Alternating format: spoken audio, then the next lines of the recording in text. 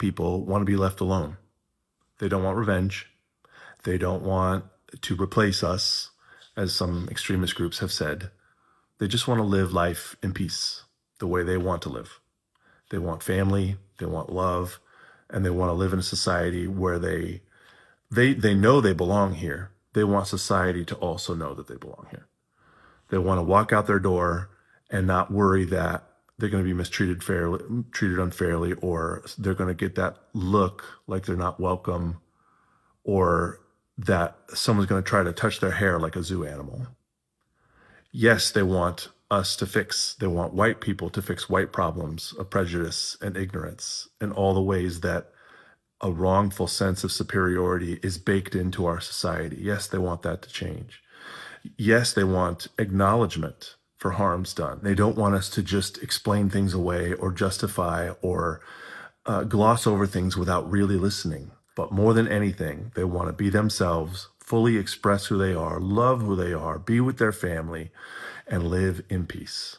Good people, there's a narrative that's starting to change because for a long time, conversations about history were framed around the pain, anger, and what was taken away from the black people. But now, different messages becoming louder. It's not about the revenge. Black people are not looking for revenge. It's about something else entirely. Black people want to be left alone. They don't want revenge. They don't want to replace us, as some extremist groups have said. They just want to live life in peace, the way they want to live. They want family, they want love, and they want to live in a society where they know they belong here. They want society to also know that they belong here. They want to walk out their door and not worry that they're going to be treated unfairly, or they're going to get that look like they're not welcome, or that someone's going to try to touch their hair like a zoo animal. Yes, they want they want white people to fix white problems of prejudice and ignorance and all the ways that a wrongful sense of superiority is baked into our society. Yes, they want that to change. Yes, they want acknowledgement for harms done. They don't want us to just explain things away or justify or gloss over things without really listening. But more than anything, they want to be themselves, fully express who they are, love who they are, be with their family, and live in peace. That's it. This guy gets it. Black people don't want to replace people. All we want you to do is to leave us alone. Let us progress in our own space. We don't want to have to worry about being shot when we come out of our house, when we drive in our car, when we're out in the street. We don't want to have to worry about the police seeing us in a group talking and we get excited and they take it that we're being aggressive. We want you guys to understand that that's how Black people express themselves. We talk with our hands and we talk with animation. That does not mean that we're angry or we want to fight. We want you guys to leave us alone. We want you guys to make laws that does not segregate, does not discriminate against us. Because no matter how you look at it, every law that's pretty much on the book, some kind of barrier to our advancement. And despite all of that, throughout the years, we have continued to progress. But now it has gotten to a point now where we're going backwards instead of forward. We're not trying to replace the white people. We're not trying to replace anybody. We just want to stay in our lanes. We understand that white people will never fully be able to compensate us for 400 years worth of free labor. But what you guys can do is make laws that make it easier for us to get loans, for us to get jobs, for us to get in good neighborhoods, programs that help us get off our, get on our feet, because it's hard for us to get on our feet with so much anger and hate built up over generations. It's easy for white people now to say get over it. It's happened in the past, but stuff that happened in the past affects what happened in the future right now. And you can't say don't, because if you did horribly in school, then the one you're doing horribly in life, unless you're lucky or white. It does not work like that for Black people. That's all we want you guys to do. Leave us alone. That's it. It's not complicated. We're not trying to fight with you. We don't want to go to war with you. We don't want to do anything. We can live together because if you notice, we don't make laws that discriminate against white people, but you guys make laws that discriminate against everybody unless they're white. That's all we're asking for. This guy gets it. This guy truly gets it, and we want the rest of you guys to get it. We're not trying to fight with you. All we want you to do is to leave us alone. Let us live in peace, and we all can enjoy America. You guys have a great day. Black people, just get over it. Like, slavery was a long time ago. All right? Why can't they just move on? Well, this is sort of precious coming from people who set off fireworks every July 4th. Because that's some old too, right? Like Independence Day, that didn't happen last week, right? We didn't break away from the British last Thursday. That's some old but we're still celebrating that. So when it's stuff that makes us feel good, we love it. When it's stuff that makes us feel better than others, superior, like we're the greatest people in the greatest country ever struck off in the forehead of God Almighty, oh, we'll remember that forever. We just don't like the stuff that brings us up a little short, makes us look a little less than superior, maybe not quite as good as we'd like to believe. If you don't understand why the past affects the present, particularly around issues like enslavement, putting aside the inheritance of wealth and the lack thereof, part of which is certainly an explanation for why currently the median white wealth is 15 times the median African-American wealth and 11 to 12 times the median Latino wealth. Certainly that has something to do with history, who had access to resources and who didn't. But putting aside that, let's just understand something. The only reason Donald Trump is president right now is because of a little thing called the Electoral College, which was put in place by folks. See, we got this revisionist history that we've been spinning for the last couple of months about the Electoral College. Oh, you know, it was put in there to prevent tyranny. For real, you think? Do you really think that? Because I don't think that.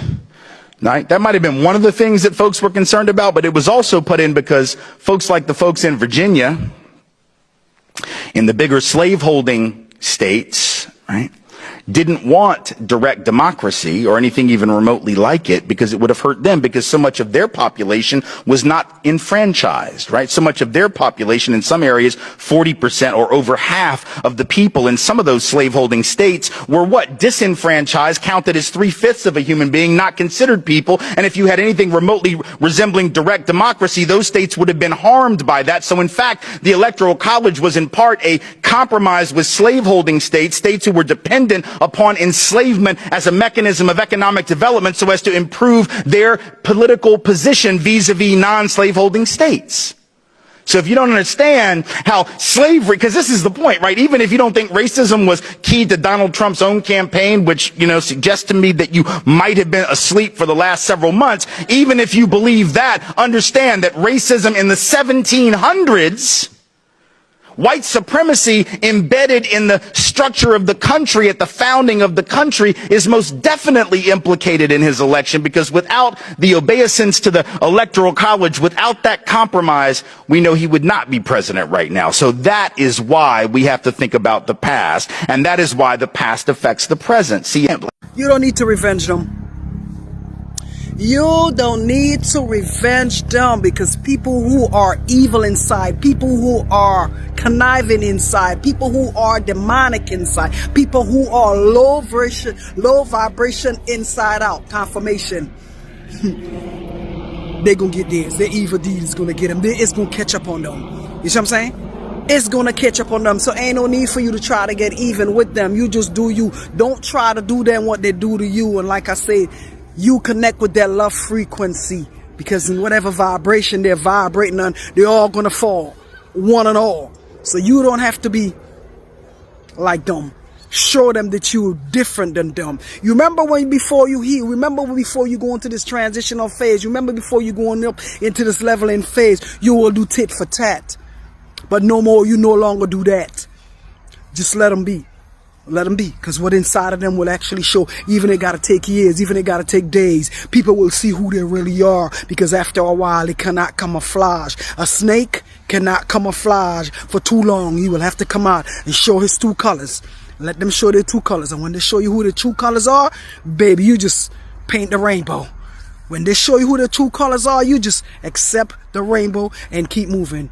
Until then, remember, I love you, I love you, I love you, Ashe. You remember that video where the woman said, "You better be glad black people want equality and not revenge"? Well, Alabama.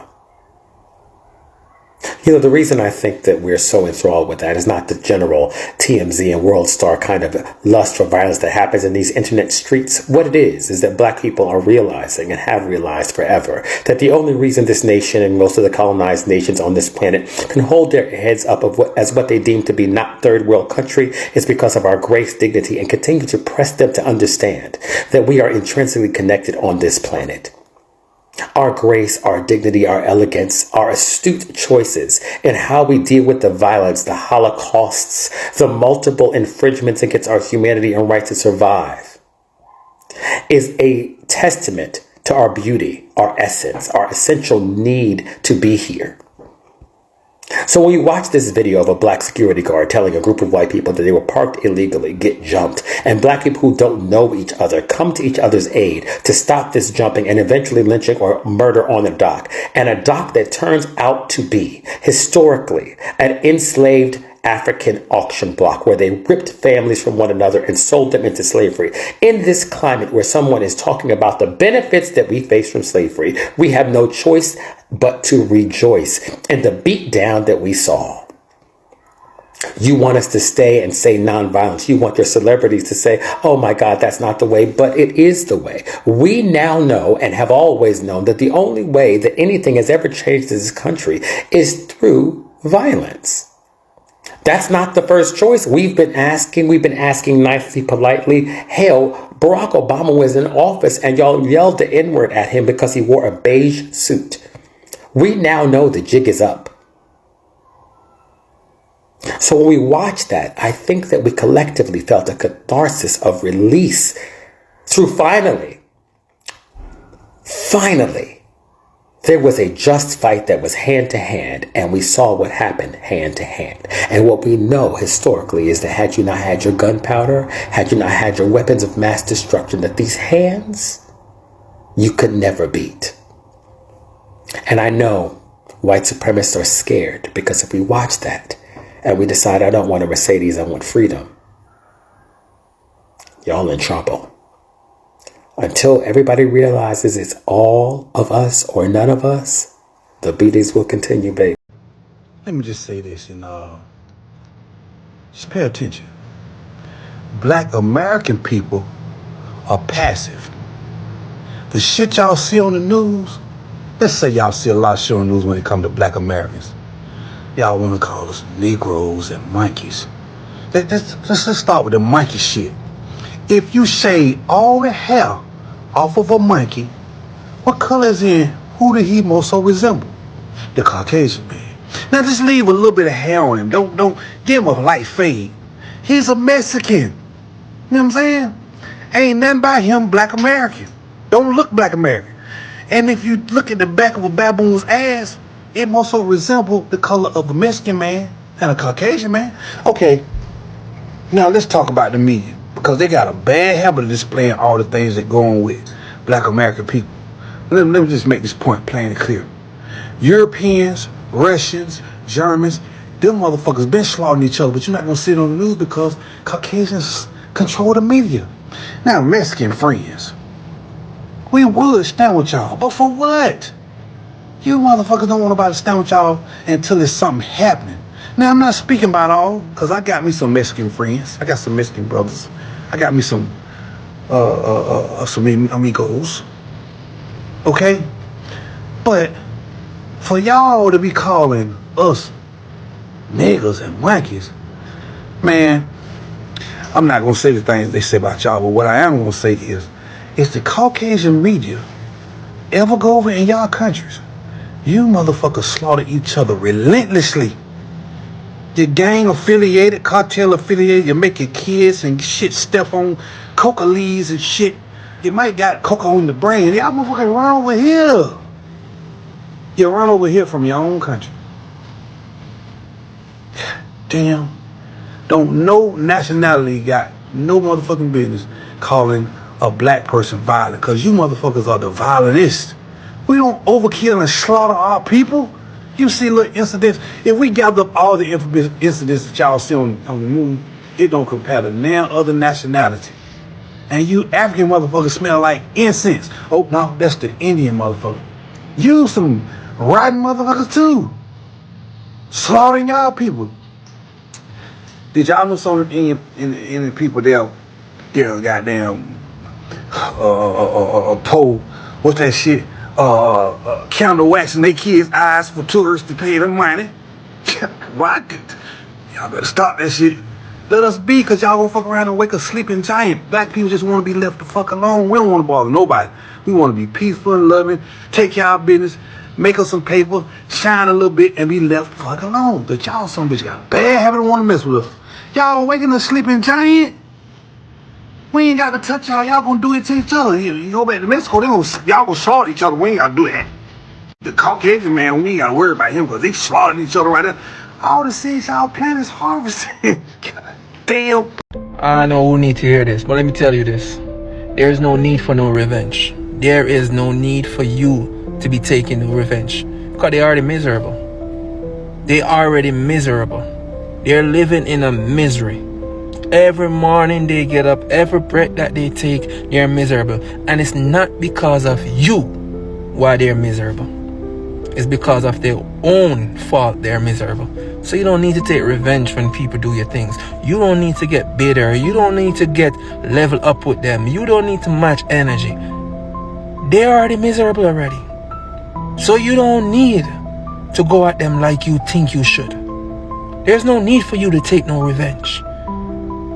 They're paying their price for their action before you even came along. Long before they even did you wrong. They've been paying their price for their action. So no need for you to be taking any revenge. They're miserable already. I've been seeing a lot of my people in comments trying to figure out why white Americans are so upset and enraged that black people are trying to fight for their rights, their civil rights, their human rights. And I'm going to be the one to tell you that black people was imported here. We were never intended to have rights. After the Europeans committed a whole mass genocide towards the Native Americans, they didn't have any workers. So you know what they did? They went to Africa and they stole us and brought us here. Our whole purpose of being here was to do work and not get paid for it. Was to be treated like property. We were money. We were property. We were money. It was literally taught to dehumanize us and not see us as people. America was not built on the conscience of accepting anybody outside of themselves. So hell yeah, they're mad. Hell yeah, they're mad. They don't have no other sense of community besides coming together to spew hatred and using the Bible to back it up. I mean, they were so upset about the fact that Lyndon Johnson granted all black people federally the right to vote as well as the DEI Act that they just switched parties. They were so mad that we had a say-so in who runs this country because we are citizens here that they decided to go from Democrats to Republicans, and that's where all that shit started. Black people know more about white people than white people know about themselves. As a white South African who grew up during apartheid, the first time I ever heard this phrase, instinctively, I knew it was true. But intellectually, I couldn't have told you why. It took me years of reading and thinking and researching and listening to be able to come here today and tell you that I finally understand what this means. During apartheid, white South Africans controlled all of the natural resources of South Africa. We controlled the gold, the diamonds, the platinum, the farmland. But there was one natural resource that black South Africans had in abundance, and that resource was the truth, particularly the truth about white South Africans. You see, as a racist in apartheid South Africa, you had to constantly be tying yourself up in cognitive dissonance. So we believed that black people were lazy, that they didn't want to do any work, they just wanted to lie around all day. But who did we force to dig the mines, drive the buses, deliver the post, build the houses? It was black people. We believed that black people were dirty. They didn't like to shower. They didn't wash their hands after they went to the toilet. But who did we get to clean our houses? It was black people. We thought that black people were unreliable. They couldn't be trusted. They would steal. They would lie. But who did we get to look after our children unsupervised? It was black people. You see, racism means that white South Africans could treat black South Africans however they needed to at any particular moment. One moment, you would be the adult and the black person would be the child. You would call the 50-year-old man who mowed your lawn a garden boy, even if he had grandchildren. And then the next moment, you would be the child and a black woman would be making your bed, preparing your dinner, even comforting you when you were in emotional distress. The black American sociologist W.E.B. Du Bois talks about what he calls double consciousness. This is what he wrote. It is a peculiar sensation, this double consciousness, this sense of always looking at oneself through the eyes of others, of measuring one's soul by the tape of a world that looks on in amused contempt and pity. One ever feels this two-ness, an American, a Negro, two souls, two thoughts, two unreconciled strivings, two warring ideals in one dark body. This is a painful way to think about a person's psyche, but this kind of damage, this split where a person has to be acting one way, thinking another way, I believe this originates inside the racist and is then transmitted into the black body, because a white racist has to be able to believe that I am a good person even though I treat others badly. I am a Christian even though I treat others in an unchristian way. And I bring about peace through violence and war. I still have a long way to go in my journey. The thing about racism, especially when you experience it as a small child, is that it becomes a part of your fabric and it can take years, decades even, to unpick and unravel it. If you want to join me on my journey, please drop me a follow. I've just had to restart my channel here on TikTok, and I would love to be joined by as many passionate anti-racists as possible. It's only by talking about racism, by taking it apart and understanding it in its entirety, that we can ever have any hope of moving past it. You ever wonder what it would look like if every black leader in America, I'm talking every activist, every preacher, every poet, politician, regular person, all came together to decide what our freedom should really look like? That did happen in Gary, Indiana in 1972. It was called the National Black Political Convention. And for 3 days, it was the closest thing we had ever had to a unified black future until America made sure that it never happened again. By the early 70s, we had civil rights on paper, but just not in practice. Black people could vote, but they couldn't always afford to eat. They gave us access to schools, but we didn't have the opportunities. Police brutality, poverty, joblessness, all of it still sat heavy. So in March 1972, nearly 8,000 people from across the country, teachers, pastors, organizers, elected officials, they all came together and met in Gary, Indiana. And that city wasn't chosen by accident. Gary had one of the first black mayors in America, Richard Hatcher, and it stood as a symbol that we could hold power and not just protest for it. And the energy in that room was electric. Shirley Chisholm, the first black woman to run for president on a party ticket. Jesse Jackson building Operation Push. Amiri Baraka, the revolutionary poet who spoke fire into policy. And moderates like Charles Diggs and Carl Stokes, trying to hold the middle ground. You had everyone from the NAACP to the Black Panthers, all sitting under the same roof, arguing, dreaming, and demanding. And for once, the conversation wasn't about what white America would allow. It was about what black America would decide for itself. They called it the Black Agenda, and it was unapologetic. It demanded full employment, control over schools and policing, reparations, and end to the Vietnam War, and it named white supremacy for what it is. The foundation of every injustice that we're fighting. One line from that declaration still hits today. No permanent friends, no permanent enemies. Only permanent interests. Translation, we're done begging. We're not asking for inclusion, we are organizing for independence. But here's the part that hurts, because that unity didn't last. The room split between those that wanted to build an independent black political party and those who believed that we had to keep working within the democratic system. The debates got tense and the press called it chaos. And when the dust settled, the system did what it always does. It waited for us to fight amongst ourselves. Because the truth is, what happened in Gary scared the hell out of the people with power. Because it wasn't just protest anymore, it was strategy. And a united black strategy was something that this country was never built to survive. After the convention, the energy scattered. Some leaders went back to party politics. Some built local movements. Some got pushed out of the spotlight completely. But that weekend in Gary, it still mattered. because it was the blueprint. A reminder that when we come together, we don't just make noise, we make history. They'll say the convention failed, but it didn't. It just proved how powerful we actually are when we stop waiting for permission. So yeah, Gary, Indiana, 1972. That was the moment we all looked around and realized that nobody was coming to save us. That if liberation was ever going to happen, we had to build it ourselves. And 50 years later, everything they talked about, police violence, poverty, education, self-determination, we are still fighting for it. Because the very minute Black people start organizing instead of begging, this country gets nervous. And that's why they buried Gary in the history books. Because if we ever remembered what that weekend proved, we'd stop asking to be a part of the system, and we'd start building our own. Now, for us to understand the present, we have to acknowledge the past. From slavery to the era of Jim Crow, Black Americans have navigated legal discrimination, economic barriers, and even social exclusion. These were not short-term challenges, my people. They were generations after generations.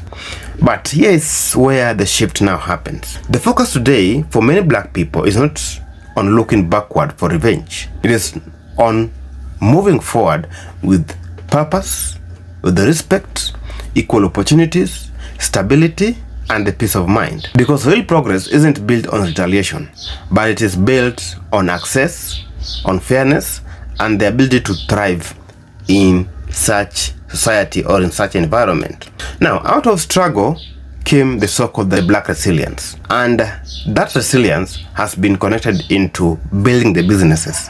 Instead of using their resilience to fight back, they are using that to build their businesses, driving innovation, and even creating a culture, strengthening communities. You know, it's a mindset that says that they are not defined by what happened to them, but what they build moving forward. For some observers, this shift can be unexpected because the assumption is often that pain should lead to anger. But what they're seeing instead is focus, discipline, and forward movement. And that challenges the old expectations that Black people will one day revenge. Black people are not planning to revenge anytime soon. Instead, they are using that pain and that anger to build generational wealth, to build businesses, and also to thrive. Now, this moment opens up a deeper discussion of what does justice really look like? Because Black people are not planning to revenge. How do they see justice? What does progress requires? And what kind of future are the Black people trying to build? Because at the end of the day, people want the same core thing. People want stability, people want opportunity, and the ability to live without the constant pressure. So the real story is not about reaction, but it's about direction. Direction of where the focus is going. And the answers for many is the direction towards the growth, towards peace, and towards building something lasting. Guys, what do you think out of this? Is this shift towards growth and stability the real path forward for the Black people? Guys, drop your thoughts in the comment section. Of course, if you're watching for the first time, like, share.